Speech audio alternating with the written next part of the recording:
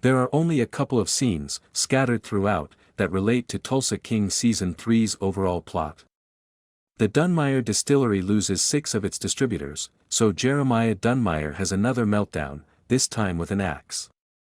But he's already had several outbursts, so the only thing that makes this any different is that he seems to be on the verge of tears at one point.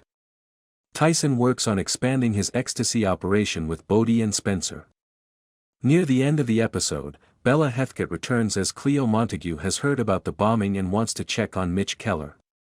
But those latter 2 points are more about the individual characters than the big picture plot. The big bombshell is that Joanne is abducted at gunpoint by one of Dunmire's associates, so obviously the Tulsa King Season 3 finale will be about Dwight and company rescuing her and putting Dunmire out of the picture for good.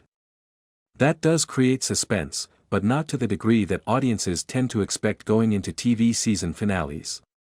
For example, Season 2's conclusion was a bloodbath between Team Dwight and the Triad gangsters.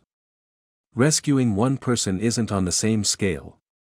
Plus, nobody seems particularly affected or anxious going into the last episode. Dwight is still as cool as the other side of the pillow. Margaret Devereaux appears in one scene to banter with Dwight and tell him that she's going to another event Cal Thresher is hosting. The only person truly out of sorts is Mitch. As charismatic as Samuel L. Jackson is, and as fun as it is to see him and Stallone together, the plot doesn't have much action in it.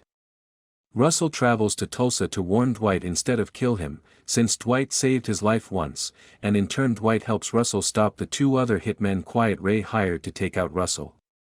That's pretty much all that happens, and the ultimate confrontation between sides is just Dwight and Russell shooting the 2 New York bad guys. It feels anticlimactic since everyone knows how much more Stallone and Jackson can do. Blood, a fisherman's hook, it's all Dwight Manfredi, dark, vicious, and unadulterated. A unique touch was the American flag lapel pin that was utilized as a weapon. As usual, Tyson is making dubious decisions. He persuades Bohdi to allow him to use the grocery store as a side gig in exchange for 50% of the merchandise, 20% of the profit, and a great deal of foolishness from Tyson. Then, when Cole arrives at Spencer's rave in a panic, her evening takes a different turn. She is one of the people close to Manfredi that his father intends to harm. She quickly alerts Tyson, who calls Dwight in time to avert the impending disaster. Cell phones are locked away, speeches are ready to begin, and attendees are starting to arrive at the benefit. Once you realize what's in that kitchen, the tension becomes intolerable. As the clock approaches 10 p.m., Dwight phones Musso, who rushes to the site. When they discover there is a bomb inside, chaos breaks out. Dwight and Musso yell for people to leave. Margaret and Cal Thresher just manage to down the stairs before the explosion tears through the structure. The explosion is enormous, and Mitch is the last man out. Margaret is startled but still alive as Dwight holds her close outside. Dwight maintains composure, telling Musso that the watchmaker is out of sight, out of mind, while Mitch is carried into an ambulance. Translation: buried alive in the crypt of Lawrence Montague. Proud that divine intervention saved him, Dunmire is drinking by the fire in the woods. Cole listens, obviously conflicted. Perhaps he's at last prepared to betray his father. The conflict is far from ended, even if Dwight closes the episode surrounded by his people, Tyson, Spencer, and Mitch. Tomorrow, Musso's final words sound more like a caution. Dunmire, he asks in surprise after Dwight tells him. The bourbon maker. Then he quotes a price of $500,000, with half paid before the work gets started. Irked, Dwight goes into the bar's backroom and pulls the bills from a safe, delivering them to Deacon in a satchel. "You're not a Fed, are ya?" Deacon asks right before he leaves, then says he was just joking. Either way, Dwight is not amused.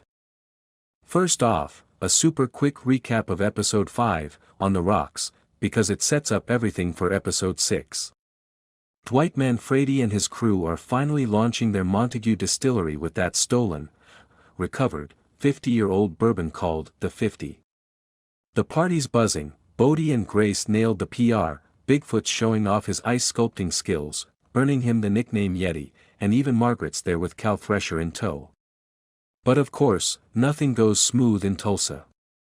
Jeremiah Dunmire pulls a total power move by leaning on the Attorney General to send a corrupt inspector to shut things down.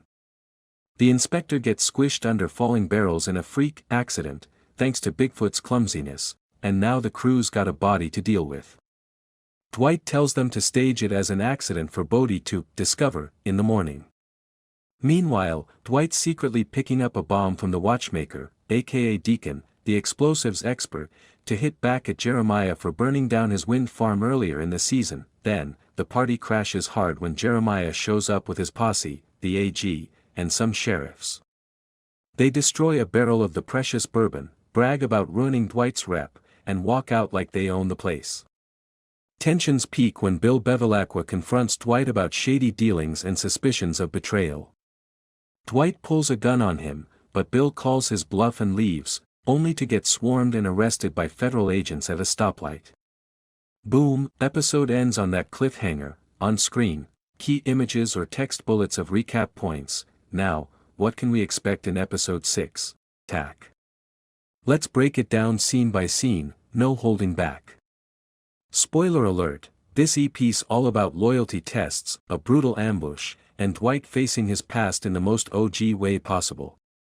The episode builds to Dwight cornered in an abandoned oil rig, Jeremiah and Cole closing in, Musso's feds circling like vultures.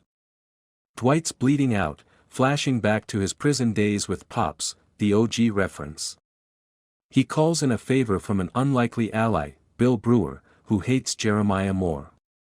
Boom, a hail of gunfire from Brewer's boys turns the tide. But the real gut punch?